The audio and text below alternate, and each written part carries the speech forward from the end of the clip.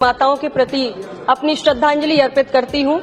26 नवंबर सन 1949 हमारे देश के इतिहास में एक बहुत महत्वपूर्ण तारीख है, क्योंकि इस दिन हमारी संविधान सभा ने हमारे स्वतंत्र भारत के संविधान को अंगीकार किया और डॉक्टर भीमराव अंबेडकर जी ने उसी संविधान की मसौदा समिति के अध्यक्ष के रूप में एक महत्वपूर्ण भूमिका निभाई।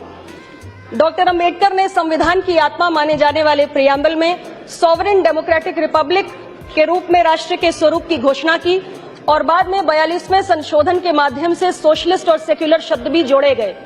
लिबर्टी, इक्वालिटी, फ्रेटर्निटी के मूल्यों के साथ भारत के संघीय ढांचे को स्वीकार किया गया और इन तमाम बातों के बीच में बाबा साहेब अंबेडकर ने राजनीतिक लोकतंत्र के साथ साथ इस देश के अंदर सामाजिक और आर्थिक लोकतंत्र कायम करने का एक बहुत बड़ा सपना देश के समक्ष रखा।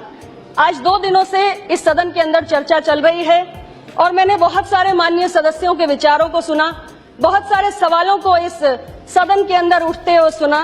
बाबा साहेब अंबेडकर बंगाल से जीत कर आए या बॉम्बे प्रोविंस से जीतकर, बाबा साहेब अंबेडकर को चुनाव किसने हराया, कितनी बार हराया, मसौदा समिति का अध्यक्ष बनाने का श्रेय किस पार्टी को जाना चाहिए, सेक्युलर कौन ज्यादा है और कौन कम है, और यहाँ तक कि हिंदी भाषियों की तुलना कौओं से भी कर दी गई।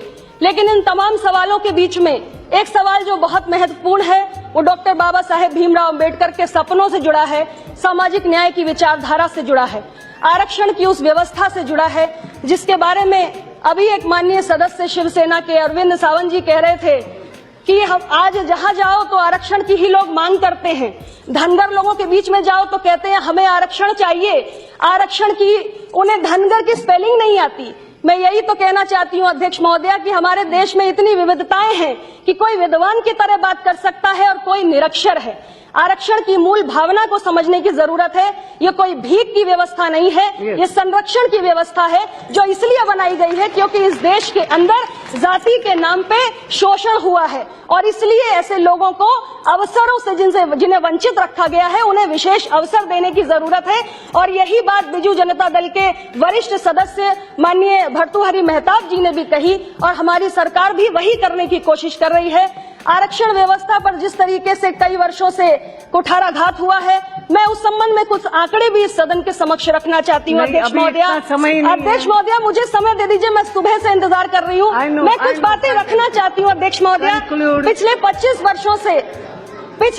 वर्षों से पिछड़ी जातियों को मंडल कमीशन के माध्यम से 27% आरक्षण की व्यवस्था है, लेकिन आज भी इस देश के अंदर ऐसे राज्य हैं, छत्तीसगढ़ और मध्य प्रदेश जैसे राज्य, जहां पर केवल 14% आरक्षण लागू है। झारखंड में केवल 22% आरक्षण लागू है। पश्चिम बंगाल में केवल 7% आरक्षण लागू है। अध्यक्ष महोदया, आज देश की क्लास 1 की नौकरियों में दलितों की भागीदारी केवल 12% पहुंच पाई है और पिछड़ी जातियों की भागीदारी केवल 5% पहुंच पाई है। यहाँ तक कि निचली अदालत से लेकर सर्वोच्च अदालत तक आज पिछड़ी जातियों की और दलित जातियों की भागीदारी नहीं सुनिश्चित हो पाई है।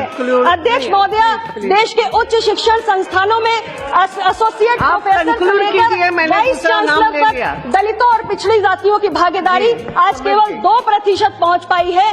इसलिए और यहाँ तक कि आज हमारी सरकार के केंद्र स्तर पे ये हार है अध्यक्ष, ये हालात है अध्यक्ष महोदया कि सेक्रेटरी के स्तर पर शेड्यूल कास्ट के 5, शेड्यूल ट्राइब के 3 और पिछड़ी जातियों का केवल 1 IAS अधिकारी है। एडिशनल सेक्रेटरी के स्तर पर शेड्यूल कास्ट के 3, शेड्यूल ट्राइब के 2 और ओबीसी का 1 भी IAS अधिकारी नहीं है अध्यक्ष महोदया। इसलिए मैं अपनी सरकार से ये मांग करती हूँ, मैं एक छोटे से सहयोगी दल के रूप में ये मांग करती हूँ कि हमारी सरकार आरक्षण की इस व्यवस्था पर एक श्वेत पत्र जारी करे और इस श्वेत पत्र में इस बात पर विचार करना चाहिए कि आरक्षण को एक कानून के रूप में स्वीकार किया जाए और इसका उल्लंघन होने की स्थिति में दंड का प्रावधान हो, क्योंकि आज तक हमारे देश में आरक्षण का उल्लंघन सिर्फ इसलिए हुआ है क्योंकि दंड का कोई प्रावधान नहीं है। और इसके साथ ही तो अपने आप बंद हो जाएगा।